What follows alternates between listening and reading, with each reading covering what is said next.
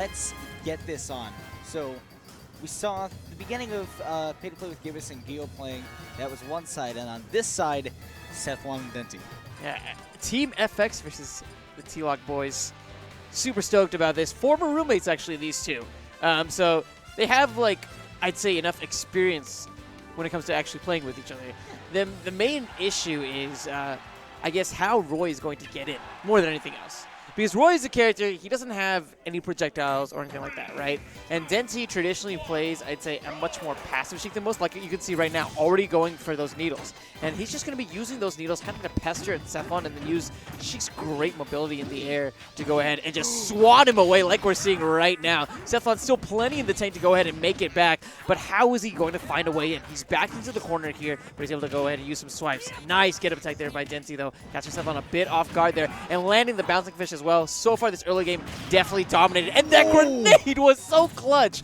Beautiful needles pushing him away just far enough, and that's going to be a quick stock in favor of Denti. Boy, and sometimes you wonder how Denti gets such quick stocks, especially when you look at how passively he plays. But then he does something like this. He gets one grab and almost takes a stock without you even realizing it. A lesser player than Sethlon would have been jarred, maybe not have even made it back, but nerves of steel from a guy who's been playing Smash for I don't even know how long.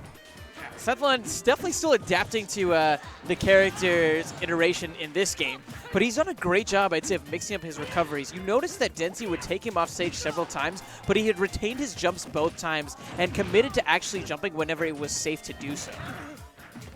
Yeah, so now we're going to see Sethlon probably look for some stronger hits, just like that jab to up B. Denti having a good presence of mind to DI out of it.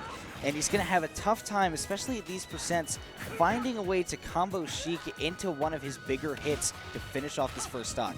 That's true. One of the nice things, though, about a character like Roy is that even if you might not have the best combo game at this kind of a percentage, you have some really decisive options that come out quickly. But Denti going to say no to that, and let's say no to Sethlon even taking a single stock in that last game. That was completely one-sided in my eyes. Absolutely, and of course, Denti finding his a little bit of luck there at the end, getting it just the right percents to get a good setup with Sheik and get the KO before Sethlon could really retaliate and get him onto that second stock, because second stock at high percents with Sheik, it's going to start getting hard to get those KOs, and Denti, of course, coming in quick with these KOs. That's only a talking point. Sheik is a character who really excels in neutral, but suffers a bit when it actually comes out to closing out stocks. But Denti did a great job there of being really aware of percents, as well as the tools that he had in his kit to end those stocks really decisively. And so that's going to be really tough for Sethlon to deal with overall. He has to figure out a way. Oh, no! He has to figure out a way to climb back from the depths of Hades. That stage spike is going to be curtains for that first stock in under 20 seconds. Denti, you monster. We saw Sethlon miss a tech too in a game earlier against Luigi player Chick, I believe. I don't know how to pronounce it. It's Chick. Denti taking game one very decisively is on the track to take game two as well. But this is what Sethlon wants. He wants Denti here in this corner. That's when he's going to be able to make the most opportunities. Back air is going to put him in an unfavorable position here, but he kind of goes a bit all in on the edge guard, and Sheik has stage control again. Yeah, and that stage control is obviously what's been giving Denti these very quick stocks, because that is one of his best concepts. He's a very defensive player if you've ever watched him play, and you pointed that out at the beginning of the match.